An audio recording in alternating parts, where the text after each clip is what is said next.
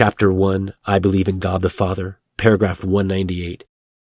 Our profession of faith begins with God, for God is the first and the last, the beginning and the end of everything.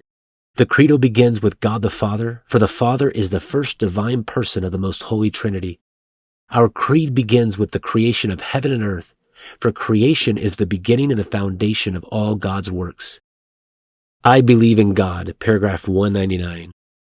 I believe in God. This first affirmation of the Apostles' Creed is also the most fundamental. The whole creed speaks of God, and when it also speaks of man and of the world, it does so in relation to God. The other articles of the creed all depend on the first, just as the remaining commandments make the first explicit. The other articles help us know God better, as he revealed himself progressively to men. The faithful first profess their belief in God. I believe in one God, paragraph 200. These are the words with which the Nicene Creed begins. The confession of God's oneness, which has its roots in the divine revelation of the Old Covenant, is inseparable from the profession of God's existence and is equally fundamental. God is unique. There is only one God. The Christian faith confesses that God is one in nature, substance, and essence. Paragraph 201. To Israel, his chosen, God revealed himself as the only one. Hear, O Israel, Yahweh your God, Yahweh is one. And you shall love Yahweh your God with all your heart and with all your soul and with all your might. Through the prophets, God calls Israel and all nations to turn to him, the one and only God. Turn to me and be saved, all the ends of the earth. For I am God and there is no other. To me every knee shall bow and every tongue shall swear. Only in Yahweh it shall be said of me are righteousness and strength. Paragraph 202. Jesus himself affirms that God is the one Lord whom you must love with all your heart and with all your soul and with all your mind and with all your strength.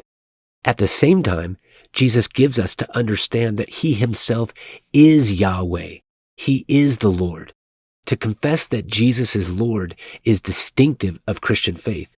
This is not contrary to belief in the one God, nor does believing in the Holy Spirit as Lord and giver of life introduce any division into the one God.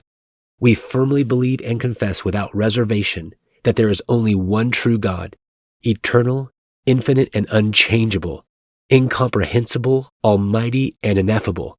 He's the Father and the Son and the Holy Spirit.